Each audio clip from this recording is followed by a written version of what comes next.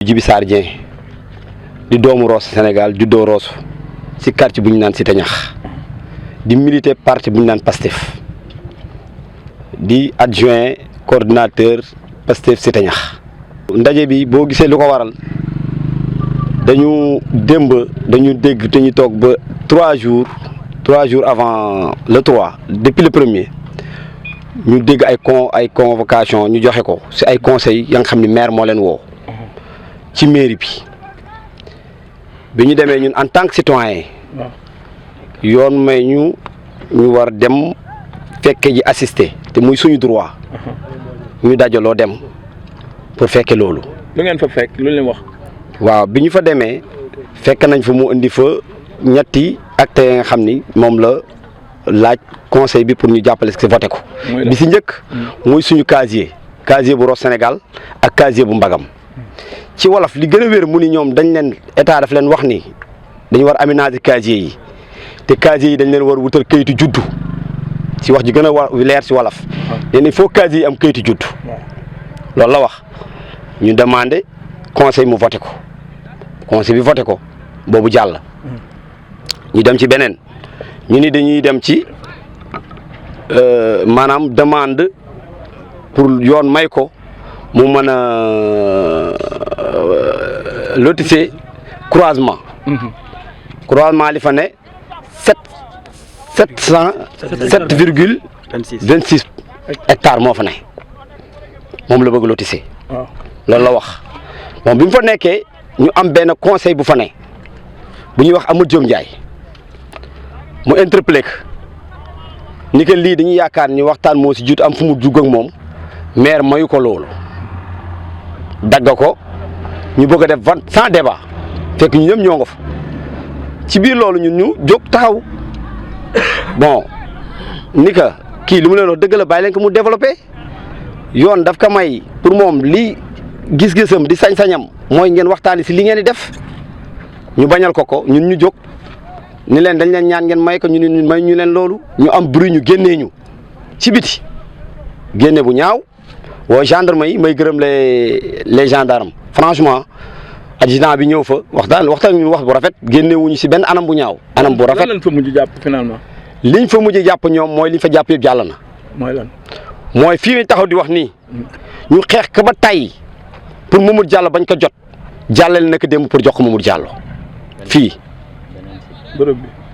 bërëb bii. ñu taxaw fii la ko njëkkoon jox ñun ñu ni noo amul dem si conseil ñu topp ko te amul délibération fii mu ko joxoon man mii di wax ak yow dem naa si sous-préfet man naa ko jël témoin ànd ak ñaari conseil si dëkk bi waxtaan ci ak moom conseil yi laaj ko mu ni loolu xamu ci dara benn conseil bi ñuy wax Amadou Niang ni ko non comment préfet. léegi àndu leen ci décision bi yéen. non mosuñu si ànd. léegi nag li gën a garaaw dafa jógewaat fii dem si beneen site bi nga xam ne moo gën a placé fii pour jox ko ñun dañ ni Mamadou Diallo du fi am dara ñun ñu di noo am Mamadou Diallo. Mamadou Diallo na dem. Mamadou Diallo na dem. Mamadou Diallo na dem. Mamadou Diallo na dem. Mamadou Diallo na dem. ñun loolu la ñu wax na jox doomu Rosso. doomaanu Rosso la ñu bëgg mu jox. bëgg leen ñu jox ko keneen. suñu suuf buñ ko jox keneen ku dul doomu Rosso. suñu suufu Rosso doomu Rosso.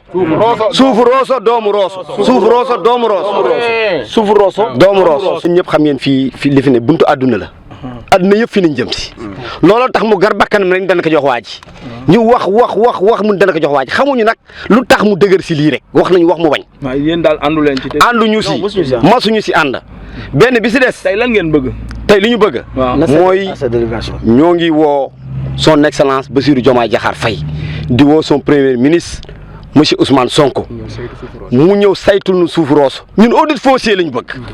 nañu ñëw ilaay war sulu ñu auditer ñu suñu foncier bii ñun sonn nañ parce que dañu seet à chaque fois bu élection jub see rek dinañu génne ay fonds ay terrain nga xam ne dañ koy dagg jox ay nit xam nga dafa njort ñoon dañ ko war jàppale pour mu amaat mandat wala déet mais daal ñun seet nañ chaque élection bu élection jub see rek dana dagg ay suuf joxe ko te loolu du ngeen ko nangu ñun duñu ko nangu wax naa ko démb fii Mamadou Diallo suñu bàmmeel lay jaar pour samp station man maa ko wax du ma si dellu gannaaw ak ñi ma àndal ñëpp man maa ko wax dama ni Mamadou Diallo suñu néew lay jaar pour samp station fii kooku ñu ñoo ko wax ak ñu àndal suufu Rosso doomu Rosso. Souleymane Fall bokk ci mouvement bi ñuy woote Rosso la dëkk en même temps je suis un activiste tey maire bi je crois que amul mbindeef boo xamante ne gën na placé wu que man ma wax ci parce que je vous rappelle très bien que depuis 2021 ba léegi ñoo ngi koy harcelé ak ay plainte au niveau du procureur Saint-Louis du benn du ñaar yoon donc li waral suñu taxawaay fii mooy que lu ko jiitu dafa am 1000 parcelles yoo xamante ni maire dañ ko délibéré woon pour mu servir ko askan bi dëkk bi maanaam dëkk bee ko moomoon ci biir loolu mu def ci ay lu ko neex njuxum jaaxam délibération sur délibération alors que léegi nag ñun dafa am constat bi ñu def. mooy que maire ci ñetti mandat la fi nekk. je vous rappelle très bien que 2009 ba léegi mu ngi fi mooy suñu maire am na ñetti mandat te si biir ñetti mandat yëpp musul am mandat boo xamante ni du def délibération mandat bu ne ak délibération ba pare ma wax leen ni leen ñoo ngi nekk ci dëkk boo xamante ni commune la boo xamante ni mooy deuxième porte Sénégal te ñoo gën a reculer te dara teguñu ko suñu maire ak l' état. su ma waxee loolu nag mooy tey dafa am benn individu boo xamante ni ñu koy wax Mamadou Diallo mu ngi dëkk Richard Toll ba mu ñëwee soxla suñu suuf d' abord suuf boo bokkul ci dëkk wala sax boo bokkee ci dëkk pour ñu jox la suuf si d' abord da nga war a signer des accords yoo xamante ni dëkk bi dañ ciy am accès pour gis ko xam ko ndax suuf doo ñëw rek jël ko joxe ko noonu pour nga joxe ko di nga ñëw signer accord ni carrément lii laay dugal ci commune bi lii laay def ci groupement yi lii ak lii extra extra alors malgré loolu yëpp amul.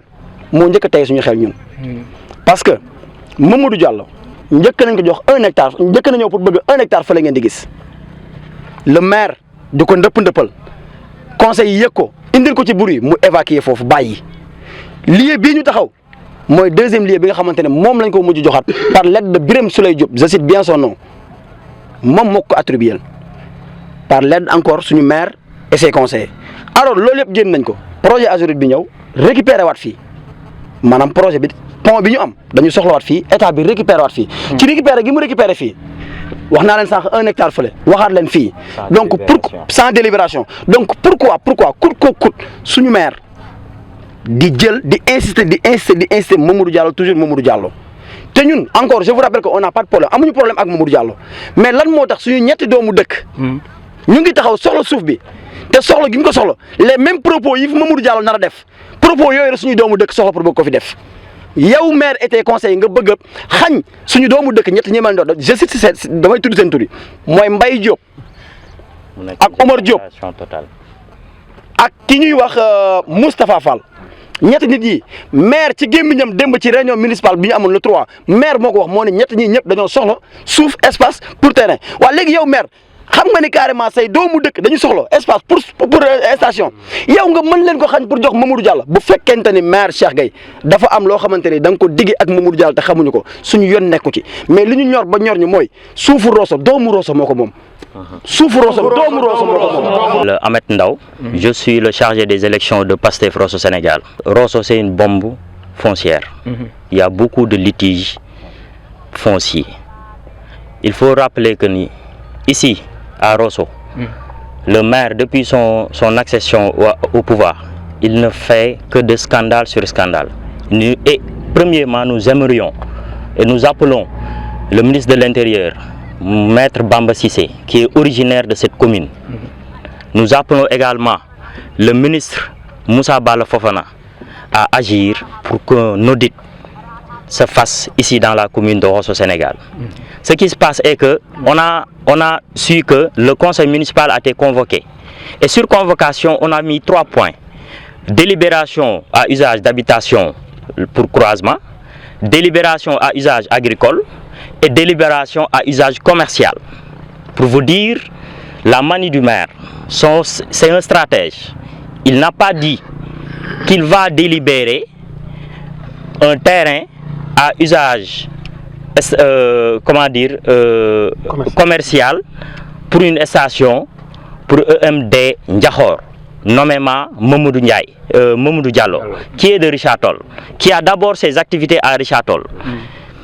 On ne peut pas comprendre que dans cette commune, un maire sans tête, je veux dire bien sans tête, a donné à ce gars un terrain sans délibération de la mairie. Sans délibération, je cite bien, sur ce site, vous voyez bien le matériel qui est disposé, qui a commencé à faire ses briques. Le gars avait commencé ses travaux sans délibération de la mairie, sans délibération du conseil municipal. Pour une autre délibération, nous ne sommes pas concernés. Mais je pense que pour toute activité qui se fasse sur cette terre, sur cette commune, c'est le conseil municipal qui va délivrer les terres aux ayants droit. Je vous fais une petite historique. Ici, c'est le nouveau garage. Il y avait l'ancien garage où il y avait la station Total. Il y avait 2 stations Total à Rosso. Lors des travaux, où l'ancien garage, on devait ériger le nouveau poste de santé. Il y avait un jeune du nom de Mbaye Diop qui a travaillé plus de 15 ans avec Total. Et à l'occasion, on a dit que vous devez quitter les lieux parce que c'est un poste de santé qu'on doit construire sur ce site. Mais si il a subi donc cette, en fait, je dirais pas une injustice, mais ça freine ses activités. Mais quand on a terminé de construire cette nouvelle station, qui est prioritaire pour avoir un terrain à usage station, c'est lui. Qui plus est, il avait des demandes. Le maire ne les a pas acceptées. Il y avait d'autres citoyens de Rosso, à l'occurrence Moustapha Fall, Oumar Diop également qui est conseiller, Moustapha Fall également qui est conseiller, qui avait fait une demande que le maire n'a pas acceptée. Je vous pose une question. Pourquoi délibérer un terrain illégalement et s'entêter à lui donner un autre site qui appartient aux Rossosois, et que sur ta table des Rossosois ont déposé des dossiers pour avoir une station à usage habitation. On ne peut pas comprendre. S'il y a un souci entre lui et Mamadou Diallo, il n'a qu'à le régler. Actuellement, ce jeune-là, il a une boutique dans l'ancienne station qui est seulement un bâtiment. Tous les gens qui travaillent là-bas, ce sont des jeunes de Rosso. Donc si Mbaye Diop fait ses efforts, il crée ses emplois pour Rosso, pourquoi pas lui donner un terrain pour cela? Ce que nous voulons concrètement, je ne touche pas au point du croisement, qui est une délibération de 7 hectares 26. Parce que là-bas, il y a des populations qui sont de Rosso, qui habitaient là-bas sans aucune légalité. Si on délibère, il a mis sur convocation délibération. Je vous rappelle bien que ces 7 hectares 26 ont déjà été délibérés depuis fort longtemps. Donc, pour dire sa manie, aujourd'hui, arrivé au conseil municipal, on a dit que c'est une autorisation de lotissement. Donc, il y a un problème. La première rencontre, la salle avait boudé. Le préfet même n'avait pas assisté à la délibération de ces 7 hectares 26 qui pose problème. On entend des rumeurs. Nous ne sommes pas sur ce qui est superficiel. Mais ce qui est palpable, c'est 7 hectares 26. Qu'on nous dise que c'est 10 hectares 5, nous saurons. Parce que ce sont des terrains qui seront lotissés et donnés aux gens qui sont de Rosso. Tout Rosso soit à droit à avoir là-bas un terrain. Nous faisons appel au président de la République, son Excellence Bassirou Diomaye Diakhar Faye, et son premier ministre Ousmane Sonko, et en même temps qu'il donne gage à ses ministres, au ministre de l'Intérieur, Bamba Cissé, maître Bamba Cissé, et à Moussa Bala Fofana, qui est le ministre des collectivités territoriales, à se pencher sur le dossier de Rosso. Et ces problèmes-là, ce n'est qu'un seul dossier. Il y a tant d'autres dossiers qui sont des bombes foncières ici. Il y a eu 303 parcelles, on l'a soulevé hier, mais le maire a voulu que ce débat-là ne prenne pas ampleur. 303 parcelles, où il restait 138 parcelles à délibérer. Nous félicitons le conseil Mamadou Ndiaye et ce conseil-là, Amadou Niang, Oumar Diop et un peu Babacar Sarr. Ce sont les seuls qui ont représenté Rosso. Les autres n'ont pas représenté Rosso. Donc c'est 138 hectares. 138 parcelles. Mamadou Ndiaye lui a demandé, avant de se pencher sur le dossier de croisement, où sont ces 138 parcelles? On n'en sait rien. Ils ne sont pas alloués. Où sont passées ces 138 parcelles? Je vous dis, nous voulons que l'audit de cette ville se fasse et que Mamadou Diallo prenne ses briques, ses clics, ses claques qui retournent à Richard Toll. Notre terre, c'est pour Rosso.